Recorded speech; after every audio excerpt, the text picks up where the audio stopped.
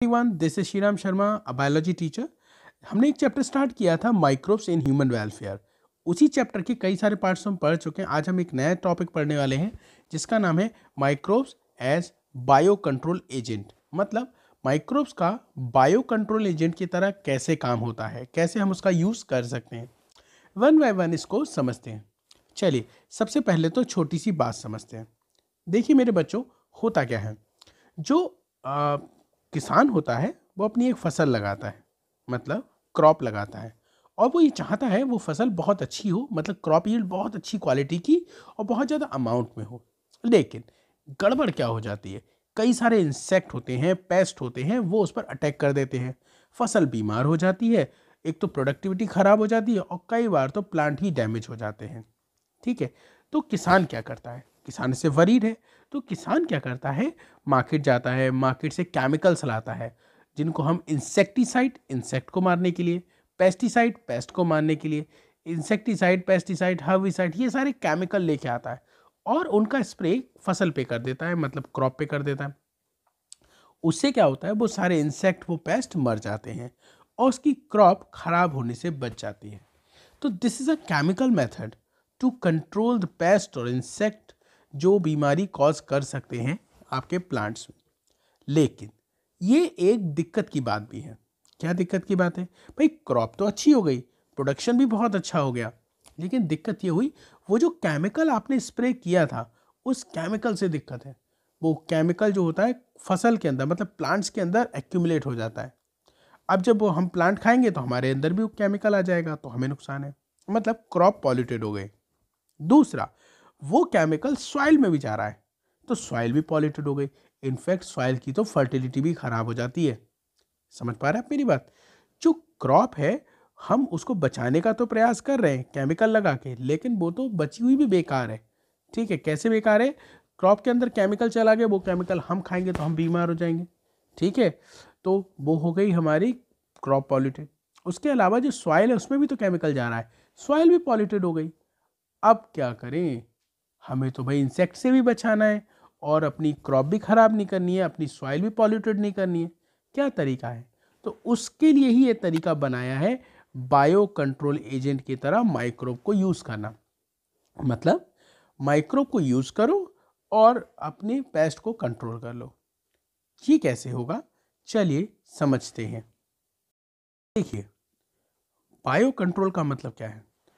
Bio control का मतलब है यूज ऑफ बायोलॉजिकल मेथड। क्या है बायो कंट्रोल में? Use of biological method. क्यों? To controlling plant diseases and pest. Plant को कोई डिसीज ना हो इसको कंट्रोल करने के लिए, और कोई पेस्ट अटैक ना कर पाए इसके लिए। तो पेस्ट को कंट्रोल करने के लिए, प्लांट डिसीजेस को कंट्रोल करने के लिए जो बायोलॉजिकल मेथड का यूज करते हैं, इसी को हम बोलते हैं बायो कंट्रोल। ठीक है, अब बायो का मतलब क्या है? Living organism. मतलब लिविंग का इस्तेमाल करेंगे और बचाएंगे अपनी फसल को। कैसे? इसके बारे में हम लोग समझते हैं। देखिए देखिए, इंसेक्ट जो होते हैं दो तरह के होते हैं। एक हर्बीवोर्स मतलब शाकाहारी, एक कार्निवोर मतलब मांसाहारी।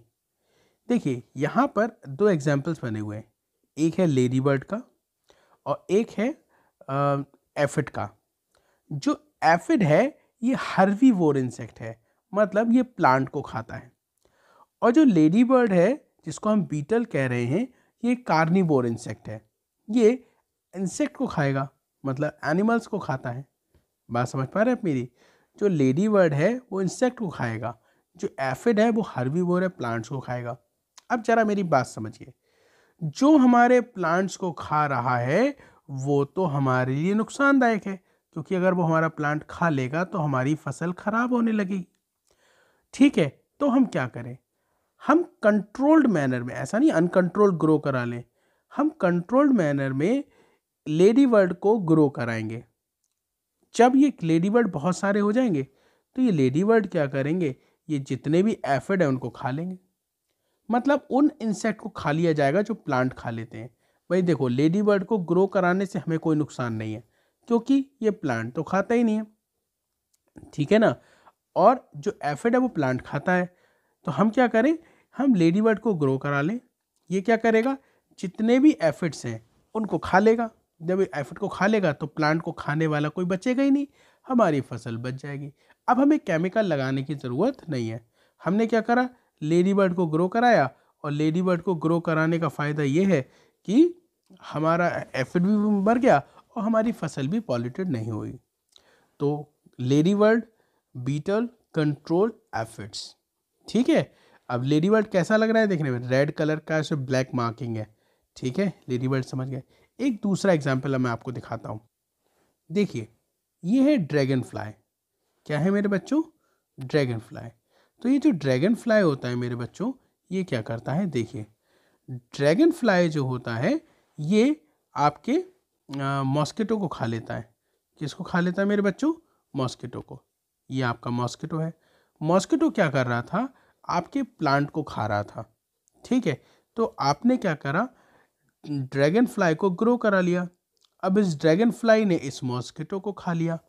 तो जब ड्रैगन फ्लाई हम ग्रो करा लेते हैं, वो मॉस्किटो खा लेते हैं, तो हमारे प्लांट को खाने वाला मॉस्किटो ख़त्म, हमारी प्रॉब्लम सॉल्व।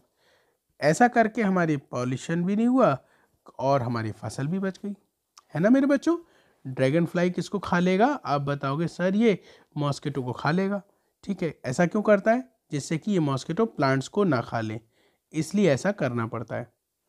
अब देखिए, जो केमिकल पेस्टिसाइड होते हैं मेरे बच्चों, या इंसेक्टिसाइड होते हैं, या हर्बिसाइड होते हैं, ये क्या करते हैं, ये दोनों तरह के इंसेक्ट को मार देते हैं। ठीक है, जिन हार्मफुल इंसेक्ट को हमें मारना था, जैसे हमें मॉस्किटो को मारना था, हमें एफिड को मारना था, उनको तो मार ही रहे हैं, साथ ही साथ जो यूज़फुल होते हैं उनको भी मार देते हैं।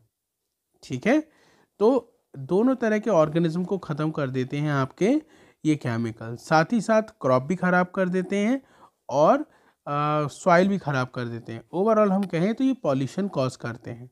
लेकिन अगर हम बायो कंट्रोल मेथड का इस्तेमाल करें तो इस टाइप की कोई प्रॉब्लम नहीं होगी। तो अगर आपसे पूछा जाए कि भाई जल्दी से आप ये बताइए कि जो केमिकल पेस्टिसाइड है, इंसेक्टिसाइड है, उसका क्या नुकसान है, तो आप कहोगे पॉल्यूशन कॉज कर सकता है, हार्मफुल के साथ साथ यूजफुल ऑर्गेनिज्म को भी किल कर सकता है। तो फिर पूछेंगे तो बताइए क्या करना चाहिए, तो आप बताइए कि हम बायोलॉजिकल मेथड का इस्तेमाल करें, मतलब बायो कंट्रोल करें, उससे ये प्रॉब्लम नहीं आएगी। मतलब क्या है, तो आप कहेंगे हम लिविंग ऑर्गेनिज्म को ग्रो कराएंगे जो इनको मार दे, मतलब कार्निवोर इंसेक्ट को ग्रो कराएंगे जो हर्बीवोर इंसेक्ट को खा लेगा, तो हम बच जाएंगे, हमारी फसल भी खराब नहीं होगी और हमें पॉल्यूशन का भी सामना नहीं करना पड़ेगा। अब दूसरा एग्जाम्पल देखते हैं। ये है बैक्टीरिया, इसका नाम है बैसिलस थ्यूरिंजिएंसिस, मतलब बीटी बैक्टीरिया। इस बैक्टीरिया का इस्तेमाल करते हैं कैटरपिलर को किल करने के लिए। किसको किल करने के लिए मेरे बच्चों, आप बताओगे सर बटरफ्लाई का जो लार्वा होता है उसको हम कैटरपिलर कह रहे हैं, और उस कैटरपिलर को किल करने के लिए हम इस्तेमाल करते हैं बीटी का। अच्छा, उस ऐसे कैसे कर पाते हैं, चलिए समझते हैं। देखिए, मार्केट में इस बीटी के बहुत सारे छोटे छोटे ड्राइड स्पोर मिल जाते हैं। देखो छोटे छोटे पाउच आते हैं, जैसे शैम्पू के पाउच आते हैं शैशे, ऐसे ही बीटी मतलब बैसिलस थ्यूरिंजिएंसिस बैक्टीरिया के ड्राइड स्पोर्स के पाउच मिलते हैं। आप मार्केट जाइए, वो पाउच ले आइए, फिर उन स्पोर्स को वाटर के साथ मिक्स कर दीजिए। वाटर के साथ मिक्स करने के बाद उनको स्प्रे कर दीजिए प्लांट्स के ऊपर। ठीक है, ऐसे प्लांट्स के ऊपर जिनको खतरा होता है इन कैटरपिलर से, जो कैटरपिलर इन प्लांट्स को खाते हैं। जैसे मैं आपको बताता हूँ, कई सारे फ्रूट प्लांट्स होते हैं, ब्रेसिका एक ग्रुप है, ब्रेसिकेसी फैमिली का ग्रुप है, तो इसके प्लांट्स होते हैं, है ना मेरे बच्चों। ठीक है, तो फिर से एक बार देखिए, हमने क्या बताया कि जो बीटी है जो कि एक बैक्टीरिया है, वो किससे हमें बचाएगा, बटरफ्लाई के कैटरपिलर लार्वा से बचाएगा। अब हम इसका बीटी का इस्तेमाल कैसे कर सकते हैं, आप मार्केट जाइए, ड्राइड स्पोर्स लेके आइए बीटी के, उसको वाटर के साथ मिक्स करिए, फिर स्प्रे कर दीजिए प्लांट्स पर। प्लांट्स के नाम एग्जाम्पल में आपको पूछे जा सकते हैं, ब्रेसिकेसी यानी ब्रेसिकास और फ्रूट ट्री। ठीक है, ये वो प्लांट है जिनको खतरा हो सकता है आपके बटरफ्लाई के कैटरपिलर से। ठीक है, उसके बाद क्या होगा, अब देखो सपोज करते हैं ये एक लीफ है। ठीक है, अब वो जो कैटरपिलर है वो आया और उसने इसको खाना शुरू कर दिया। कैटरपिलर आया और उसने लीफ को खाना शुरू कर दिया। जैसे ही ये कैटरपिलर इस लीफ को खाना शुरू करेगा, जैसे ही ये कैटरपिलर जो है इस लीफ को खाना शुरू करेगा, तो क्या होगा, वो जो लीफ का पार्ट है वो उसकी बॉडी में जाएगा। ठीक है, तो जब ये लीफ का पार्ट अंदर जाएगा, और लीफ पर तो क्या स्प्रे कर दिया था हमने, बताइए, लीफ पर स्प्रे कर दिया था हमने स्पोर्स को, है ना मेरे बेटे। तो लीफ पर हमने स्पोर को स्प्रे कर दिया था, तो वो पहुंच जाएंगे कैटरपिलर के अंदर। ठीक है, फिर क्या होगा, अब कैटरपिलर के अंदर कहाँ जाएंगे, उसकी गट में। गट मतलब एलिमेंट्री कैनाल में जाएंगे। एलिमेंट्री कैनाल के अंदर जैसे ही जाएंगे तो एक टॉक्सिन रिलीज होगा, और वो टॉक्सिन क्या करेगा, उसकी इंटेस्टाइन को डैमेज करेगा, एलिमेंट्री कैनाल को डैमेज करेगा, और ये कैटरपिलर लार्वा मर जाएगा। ठीक है, फिर से समझिए, जैसे ही वो कैटरपिलर इस लीफ को खाएगा, ठीक है, तो उसके अंदर ये वाले स्पोर्स हैं वो अंदर पहुंच जाएंगे। अंदर कहाँ, उसकी गट में। गट मतलब एलिमेंट्री कैनाल में पहुंच जाएंगे। पहुंचने के बाद टॉक्सिन रिलीज होंगे। ठीक है, वैसे तो वो इनएक्टिव फॉर्म में टॉक्सिन होता है, उसे प्रोटॉक्सिन कहते हैं। फिर वो अंदर जाके जो एलिमेंट्री कैनाल का एल्कलाइन मीडियम होता है उसकी वजह से एक्टिवेट हो जाते हैं। अब वो जो टॉक्सिन होते हैं इंटेस्टाइन में छेद कर देते हैं, इंटेस्टाइन को डैमेज करते हैं, तो अल्टीमेटली लार्वा की भी डेथ हो जाती है। ये बात समझ पाए आप मेरी। तो जो बीटी बैक्टीरिया होता है उसके स्पोर का इस्तेमाल हम किस लिए करते हैं, कैटरपिलर और बटरफ्लाई से बचाने के लिए, यानी कि उसको किल करने के लिए। तो अभी तक हमने कितने एग्जाम्पल देखे, 3। Number 1 lady bird. जो लेडी बर्ड है वो क्या कर रही है, वो बचा रही है हमें एफिड से। जो लेडी बर्ड है वो किससे बचा रही है, एफिड से बचा रही है। ठीक है, लेडी बर्ड किससे बचा रही है, एफिड से। सेकंड देखिए, सेकंड है ड्रैगन फ्लाई। ये किससे बचा रही है हमें, मॉस्किटो से। ठीक है बेटे। थर्ड देखा हमने, जो बीटी बैक्टीरिया है इसके स्पोर हमें किससे बचा रहे हैं, बटरफ्लाई के कैटरपिलर से। ठीक है, अब आगे समझते हैं। इस बीटी बैक्टीरिया का हम एक और इस्तेमाल देखते हैं। एक होता है कॉटन का प्लांट।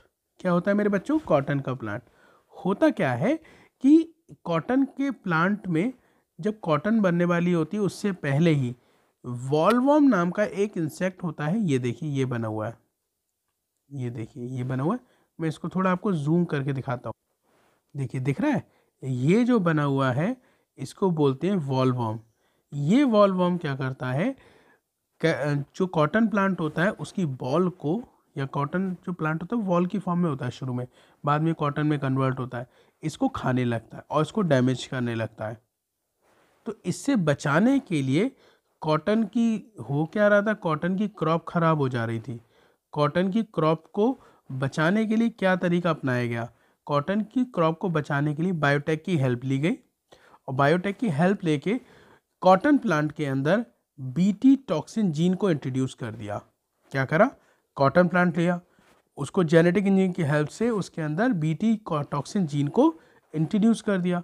अब जब बीटी टॉक्सिन जीन को इंट्रोड्यूस कर दिया तो उससे क्या हुआ, इस कॉटन प्लांट के अंदर एक क्या कहते हैं प्रिवेंशन डेवलप हो गया, या हम कहें रेजिस्टेंस डेवलप हो गया अगेंस्ट वॉलवॉर्म। तो ये जो वॉलवॉर्म है मेरे बच्चों, ये है जो कॉटन प्लांट को डैमेज कर सकता है। तो इससे बचाने के लिए बीटी टॉक्सिन जीन को डाल दिया, तो सेम प्रोसेस हो गया भाई। और इस प्लांट का नाम क्या रख दिया, बीटी कॉटन प्लांट। क्या नाम रखा मेरे बच्चों, BT cotton plant. BT stand for bacillus thuringiensis bacteria. ये जीन जैसी डाला तो भाई क्या करा, इस वाले वॉलवॉर्म ने क्या करा, इसको खाना शुरू करा। जब वो उसको खाएगा तो अंदर टॉक्सिन जाएगा, वो एक्टिवेट होगा, इंटेस्टाइन को डैमेज करेगा और वो मर जाएगा, प्लांट बच जाएगा। ठीक है बेटे। अब नेक्स्ट देखते हैं वैक्यूलो वायरस। वायरस भी एक तरह के माइक्रोब है। ठीक है, इनका इस्तेमाल करते हैं कई सारे इंसेक्ट और अदर ऑर्थोपोड से बचाने के लिए। देखो इंसेक्ट भी ऑर्थोपोडा के ही मेंबर हैं, मतलब एक ऑर्थोपोड है। तो इंसेक्ट और अदर ऑर्थोपोड से बचाने के लिए हम वायरस का इस्तेमाल करते हैं, वैक्यूलो वायरस। एक क्वेश्चन आता है एग्जाम में, जो ये वैक्यूलो वायरस है ये कौन से जीनस के हैं, तो आप बताओगे न्यूक्लियो पॉलीहेड्रोवायरस। कौन सा जीनस है, न्यूक्लियो पॉलीहेड्रोवायरस एक जीनस है जिसका ये वायरस है, जिसका नाम है वैक्यूलो वायरस। और इस वैक्यूलो वायरस का यूज़ किस काम में कर रहे हैं बेटे? वैक्यूलो वायरस का इस्तेमाल कर रहे हैं हम इंसेक्ट और ऑर्थोपोड से बचाने के लिए प्लांट को। ठीक है, एक और सुन लीजिए, ये लास्ट है, ट्राइकोडर्मा फंगस है। ये भी कई सारे प्लांट पैथोजन से बचा लेता है। ये काइटिनेज एंजाइम बनाता है जिससे इंसेक्ट की जो सेल वॉल होती है उसको डैमेज करा जा सकता है। इंसेक्ट की सेल वॉल होती है ना, इंसेक्ट का जो स्केलेटन होता है, सेल वॉल गलत बोल गया मैं, इंसेक्ट का जो स्केलेटन होता है वो काइटिन का बना होता है और ये काइटिनेज एंजाइम बना के उनको मार देता है। ठीक है, तो यहाँ पर हमने कई सारे एग्जाम्पल्स देख लिए जो कि as a bio control agent है और प्लांट को इंसेक्ट के अटैक से बचा सकते हैं। तो इस वीडियो को यहीं तक रखेंगे। डिस्क्रिप्शन में मैं इसके नोट्स डाल देता हूँ। ठीक है, आप वहाँ से इसको डाउनलोड कर सकते हैं। थैंक यू सो मच बच्चों, bye bye, take care, have a nice day.